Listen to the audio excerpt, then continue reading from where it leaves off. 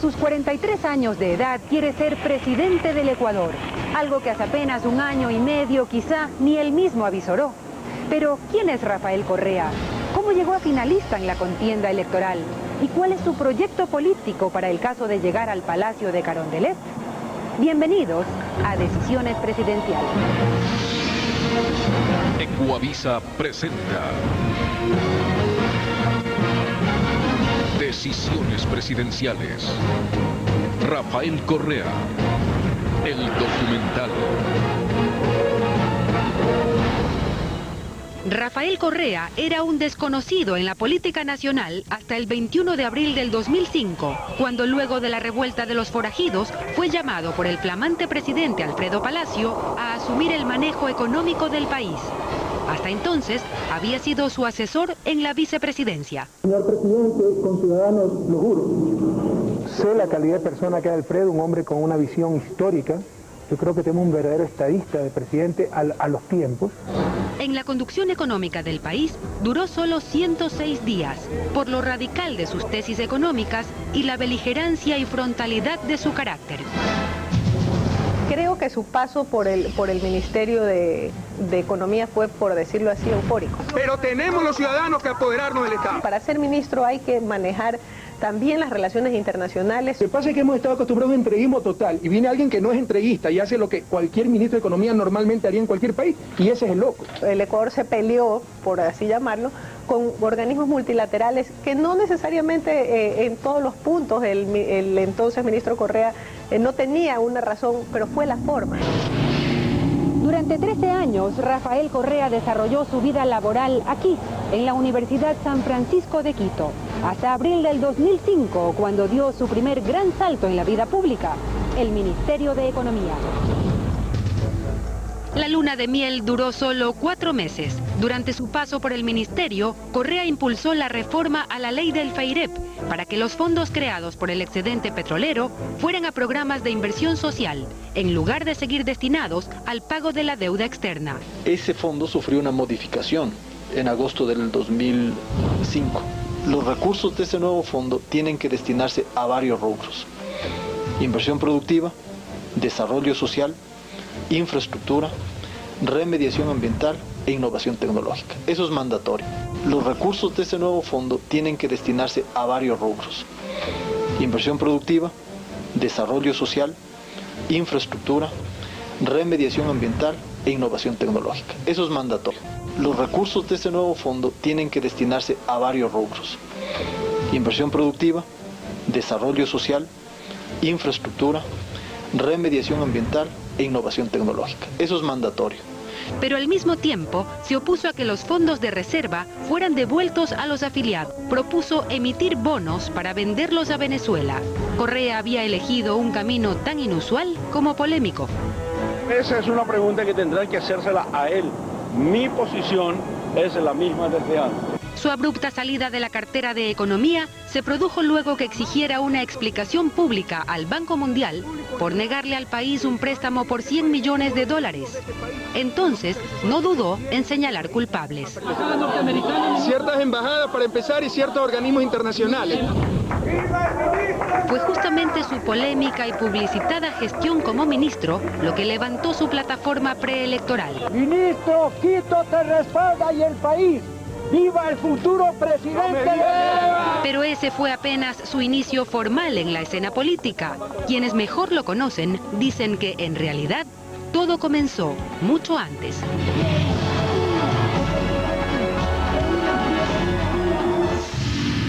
Rafael Vicente Correa Delgado nació el 6 de abril de 1963, en un hogar donde los recursos económicos siempre fueron apretados. Sus padres, Rafael Correa y Casa y Norma Delgado Rendón, quienes más tarde se divorciaron. Él usaba lentes, me acuerdo, y venía le entregaba los lentes al primero que estaba con tal de ir a defender a que le estaban pegando al más pequeño. No, y así me perdía lentes cualquier cantidad. O sea, siempre con sus mejores amigos se ponían a hacer este ejercicio de que él era presidente, el otro era diputado. Siempre estuvo latente una vocación. Rafael Correa tenía 12 años cuando Bernarda, su hermana menor y muy cercana, murió ahogada en una piscina. que eran muy seguidos, 9 meses de diferencia apenas, y eran los últimos. Entonces a él lo golpeó muchísimo. Fue su primera gran pérdida afectiva, pero no la única experiencia dolorosa de la familia en esos primeros tiempos. Un gran accidente que tuvo mi papi, casi se mata en la carretera, muy cansado, trabajaba en cervecería andina, tuvo que viajar a Guayaquil y tenía que haberse quedado aquí descansando y le dieron otra asignación y tuvo que salir inmediatamente. Se estrelló en una recta con un sol radiante a las 2 de la tarde. Ya de ahí no quedó del todo bien porque las fracturas fueron múltiples y no pudo recuperarse del todo. Hasta que el sufrimiento lo llevó a quitarse la vida hace 12 años.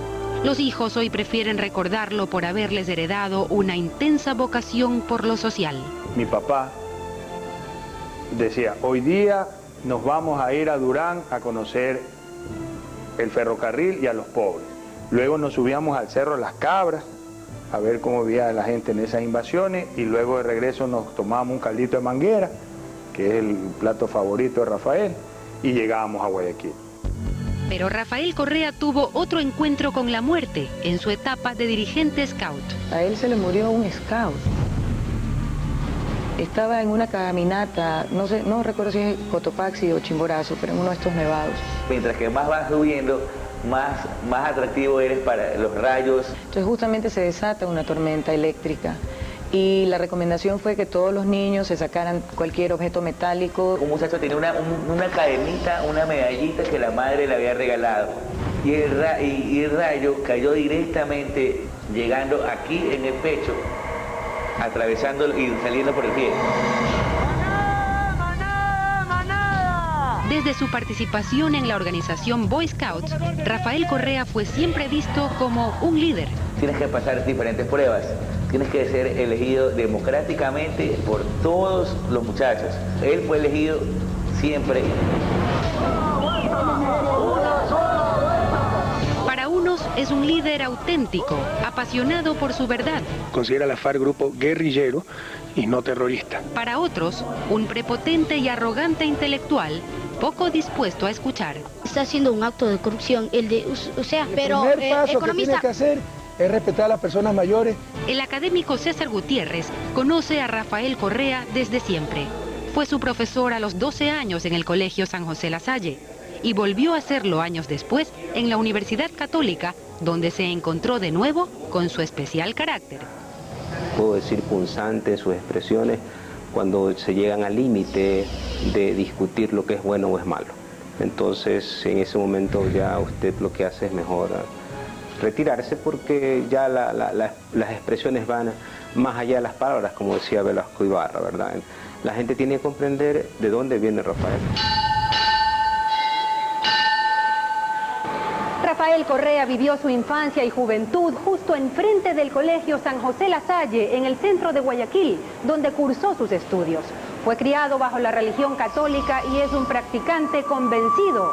A los 16 años, junto con su grupo lasallano, acudió al Guasmo, un sector marginal que en ese entonces estaba en formación.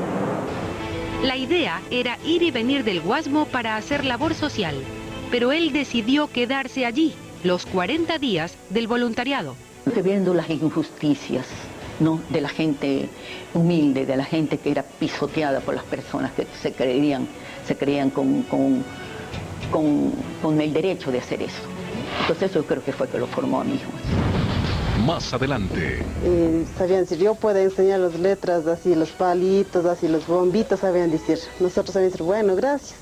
Él creó una agrupación llamada Alianza. Y hoy me encuentro con una sorpresa en los diarios que creó Alianza País y está de candidato a presidente de la República. Vistazo, la revista política del Ecuador. Casi 5 décadas de periodismo serio, cubriendo y analizando los grandes cambios de interés nacional. Revista Vistazo, presente en las elecciones presidenciales 2006. Hechos que harán historia.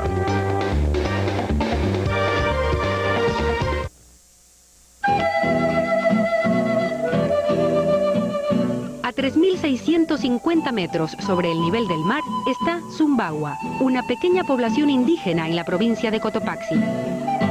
Sus cerca de 5.000 habitantes viven de la agricultura y la ganadería. Rafael Correa llegó aquí en 1987, recién graduado de la Facultad de Economía. Tenía 24 años. Dijeron, ¿qué nombre te llamas? Yo le dije, yo soy Florinda Chaliz. Y a usted dije, yo me llamo Rafael Correa. Mucho gusto, le dijimos, igual. Ahí le conocimos. Rafael Correa estuvo un año en Zumbagua como voluntario en la misión de los Padres Salesianos. Sabían decir, yo puedo enseñar las letras, así los palitos, así los bombitos, sabían decir. Nosotros sabíamos decir, bueno, gracias, de enseñando. Todo, hasta cuarto químico está, para enseñar salesianos compañeros de Rafael Correa.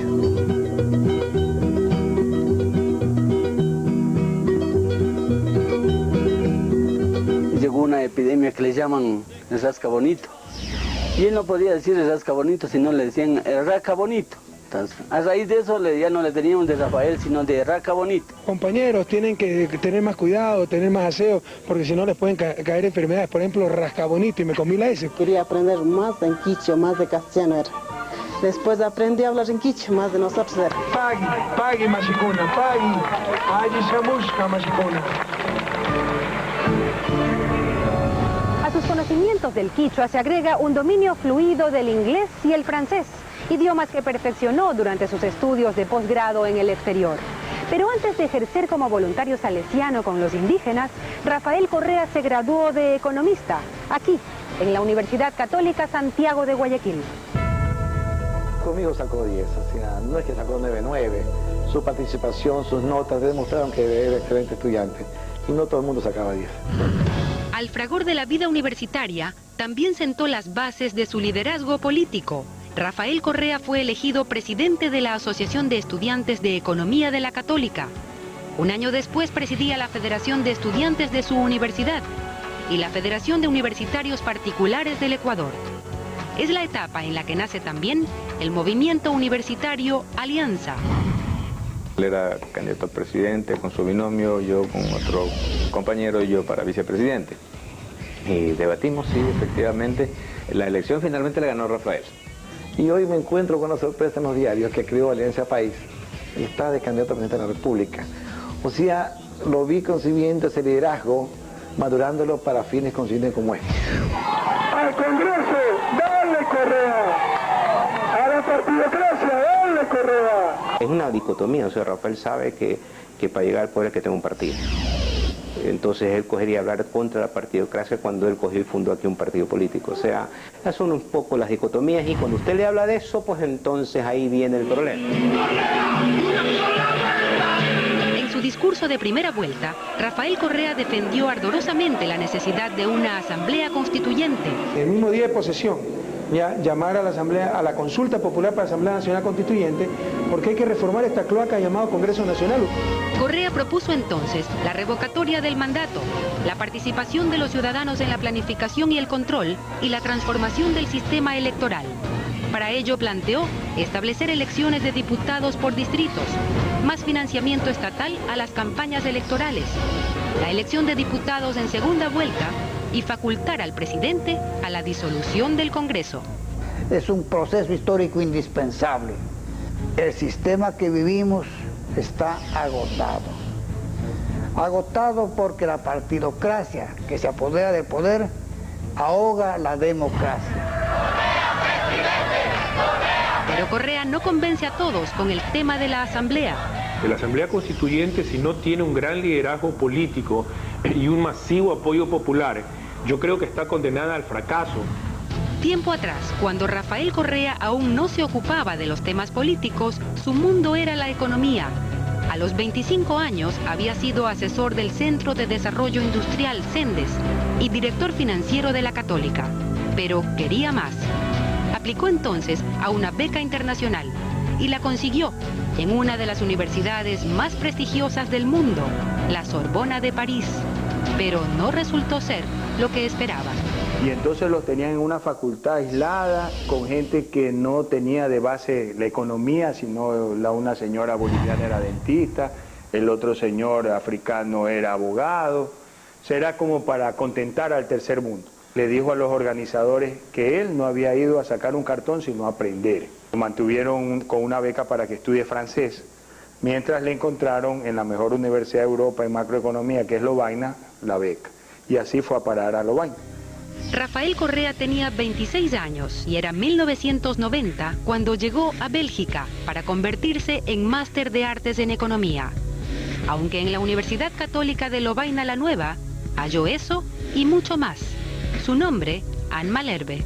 Nos encontramos en una casa de estudiantes con proyecto pluricultural, era un encuentro de muchas culturas. Yo lo veía muy diferente a los otros chicos de mi edad, ¿no? En Lovaina yo estudié educación física y todos los chicos de esta edad hablaban fútbol y cosas así que realmente a mí nunca me interesó mucho.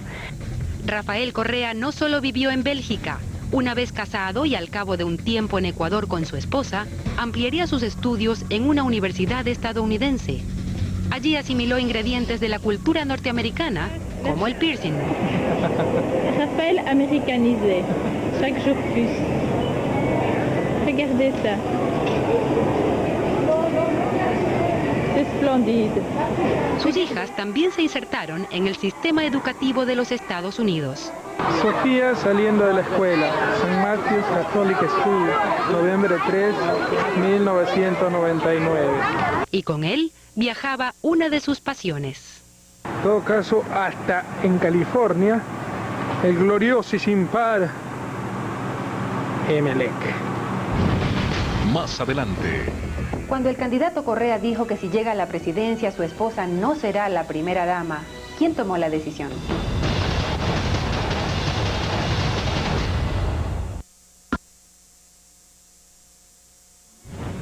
Este 26 de noviembre, al cierre electoral, tendremos resultados inmediatos.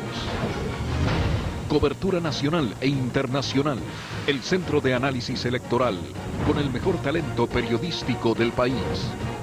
Este 26 de noviembre, las decisiones presidenciales, usted las verá por Ecuavisa, el canal de las elecciones.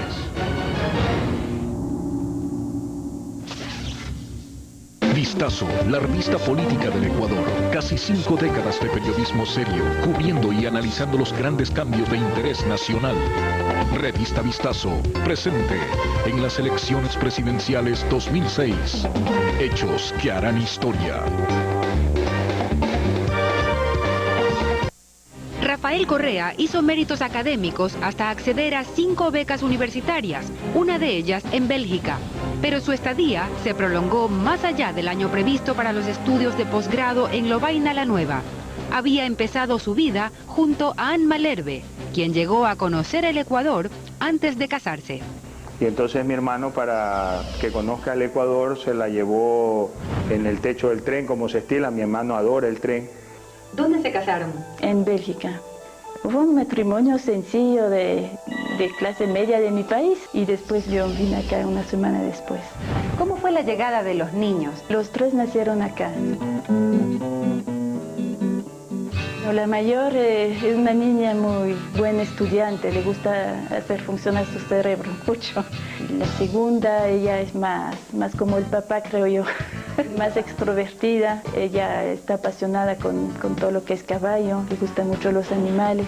Miguelito es más tímido, más reservado. ¿Ustedes quieren que sea presidente? ¿Por qué? Depende por qué. Porque no va a estar tanto en la casa, pero también lo necesitan. Que llegue a almorzar ya es una sorpresa. Responde a la cámara porque este es un niño muy inteligente. ¿Quién es más fuerte, el papi o los Power Rangers? ¿Cómo que qué niño más burrito? El papi es más fuerte. Ande Correa dice que como maestra de 2º grado en la escuela donde estudian sus hijos, ha prometido terminar el año lectivo. Cuando el candidato Correa dijo que si llega a la presidencia su esposa no será la primera dama, ¿quién tomó la decisión? Los dos coincidimos con esas cosas porque primero yo no veo dónde hay primeras damas. Eso si puedo ayudar en algo, sí lo haría con gusto. Pero ir a administrar el INFA no, porque no me siento capacitada para eso. ¿De cualquier manera estaría dispuesta a vivir en el Palacio Presidencial? No, tampoco. No. ¿Cómo sería la vida de la familia Correa? Yo lo que me encantaría es quedarse aquí en la casa, y Rafael también, los niños también son chiquitos todavía. Y après le E avec les 3 petites barres.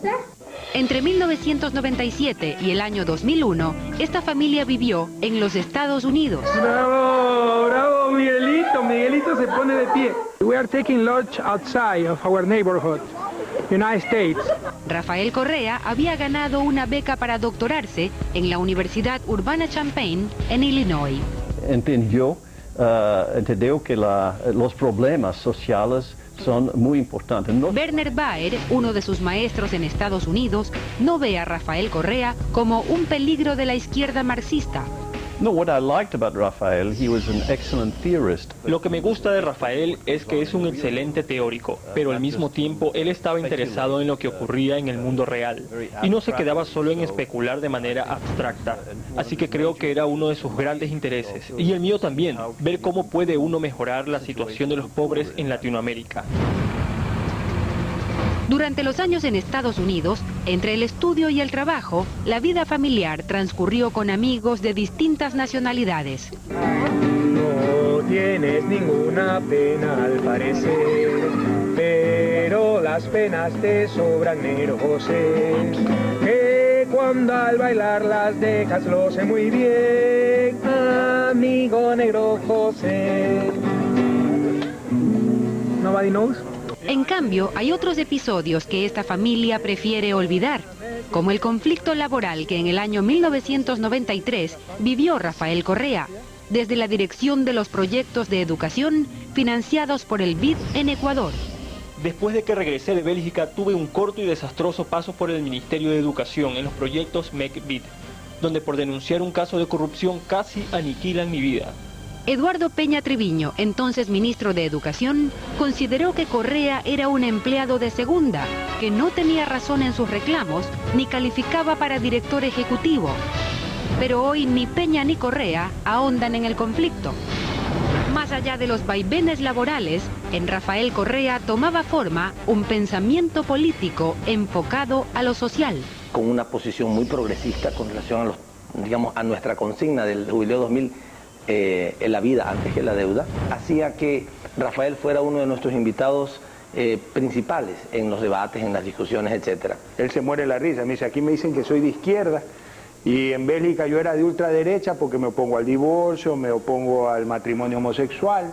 Rafael Correa hoy es finalista en la contienda presidencial del Ecuador, un elemento tan nuevo como de confrontación, con la única experiencia pública de un fugaz paso por un ministerio.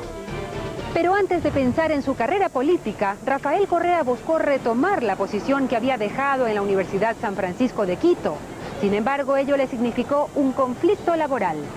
Aquí ya nadie habla del caso, pero el tema se cerró con una indemnización de $40.000 a cambio de su salida definitiva. Con ello, Rafael Correa financió la compra de una casa en la urbanización Monteserrín, al norte de Quito. Más adelante. Ni un soldado más extranjero en el suelo patrio. ¿Por qué no consultan con nosotros los manavistas? ¿Qué opinamos? La patria no está en venta. La patria vencerá a las chequeras. Vistazo, la revista política del Ecuador. Casi 5 décadas de periodismo serio, cubriendo y analizando los grandes cambios de interés nacional. Revista Vistazo, presente en las elecciones presidenciales 2006. Hechos que harán historia. La entrada de Rafael Correa a la escena electoral fue un rompefuegos contra el sistema establecido. Atacó de frente a los partidos tradicionales. Por eso ya tenemos a toda la partidocracia, al PUM, ¿verdad? Partidocracia Unida Moribunda atacándonos. Comunistoide escondido como es, apoyado por Chávez como es. ¿Cómo se llama? Rafael Correa. Ni siquiera lo tengo en la mente, por idiota. Que no acostumbra a contestar la pipona, señora. Correa atacó y se alineó claramente también con la tesis antiimperialista del presidente Chávez. Ayer estuvo el diablo aquí.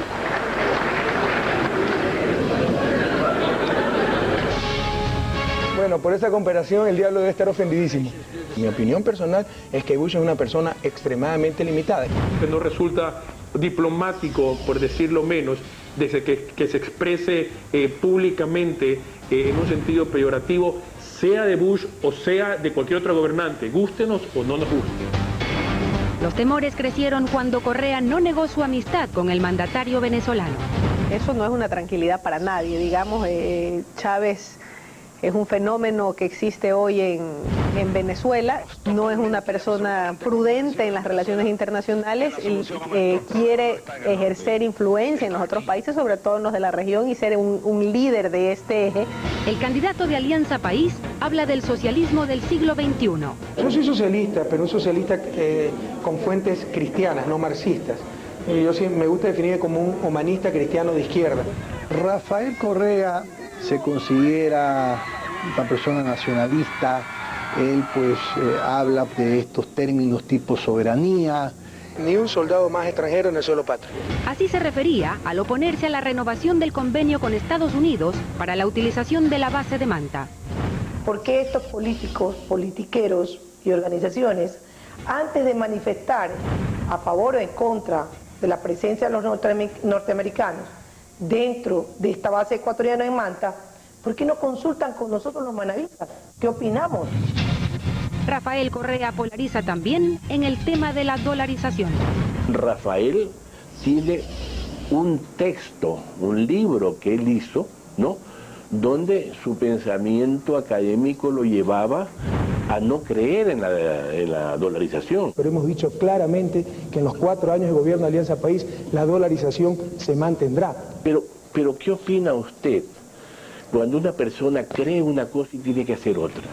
Está claro también que no ha apoyado un tratado de libre comercio con Estados Unidos.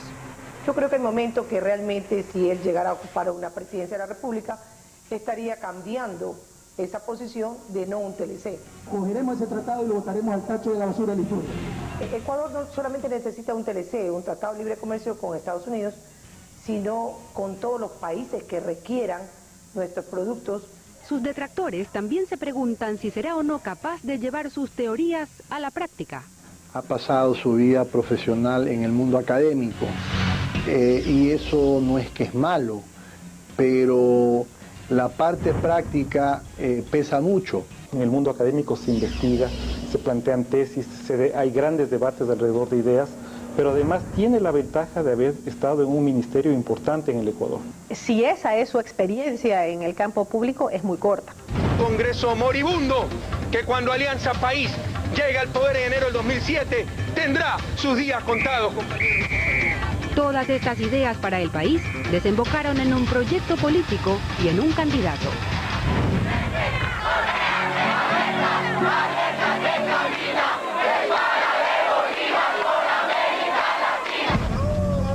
En esta ronda final, Correa aparece menos radical en su discurso y de frente a la oligarquía más que a la partidocracia.